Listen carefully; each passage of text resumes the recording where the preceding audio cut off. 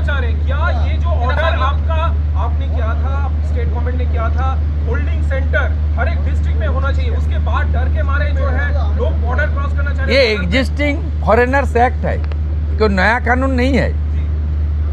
अरे ये लोग चला जाना चाहिए।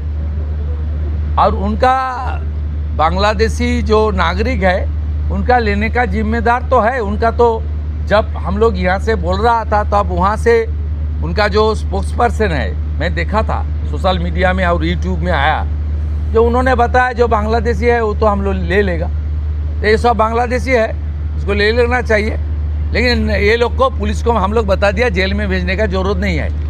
देश के रुपया में खाना खाएगा, कपड़ा देगा, मेडिसिन देगा। एक दामाद है ये लोग। जल्दी जल्दी भागो, जल्दी जल्दी भागो, नहीं तो जो करना है सरकार करेगा।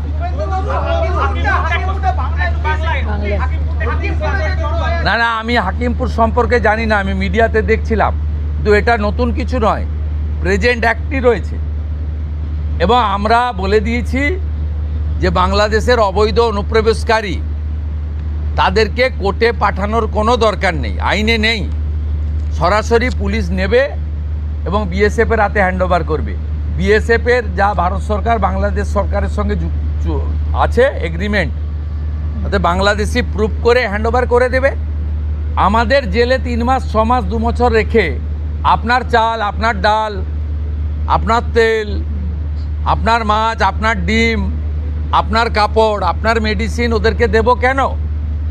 এটা তো ভারতীয়দেরই ক্ষতি হচ্ছে, আমাদের রাজ্যেরই ক্ষতি হচ্ছে।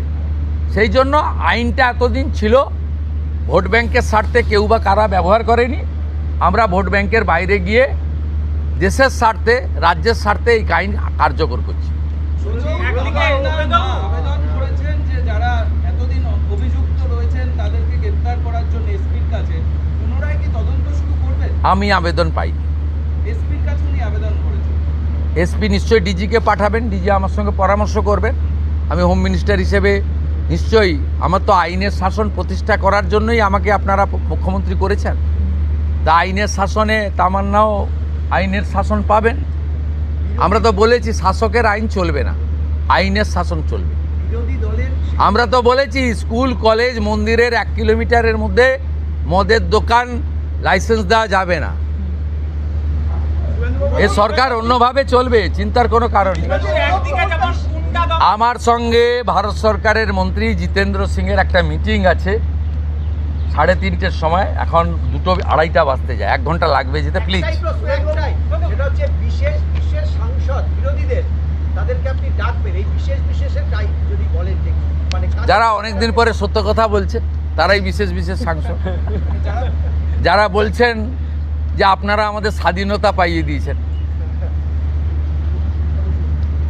যারা বলছেন যে এর কোনো ভবিষ্যৎ নেই, ফলতাতে যে চতুর্থ হয়েছে সে আর 1 তো দূরের কথা 2-এই আসতে পারবে না, সামনে ভবিষ্যৎ দেখতে পাচ্ছে। এই তালিকা আপনার কাছে প্রস্তুত? এই তালিকা তৈরি আছে বিশেষ বিশেষ সাংসদ? না, আমি বলবো না, আপনারাই তো দেখাচ্ছেন। আমি তো আপনাদের চ্যানেলেই দেখছিলাম বারাসাতের সাংসদ কি বলছেন। তারপরে সরকারকে বললাম যে উনাকে ডাকুন, উনি নিশ্চয়ই কোঅপারেশন করতে চান। উনি আজকে বক্তৃতা করলেন, কোঅপারেশন করলেন, যাওয়ার সময় হ্যান্ডশেক করলেন, বলে এই প্রথমবার একটা ভালো মিটিং হলো। আমি এর আগে অনেক মিটিংয়ে যোগদান করেছি, বলতেই দেয় না।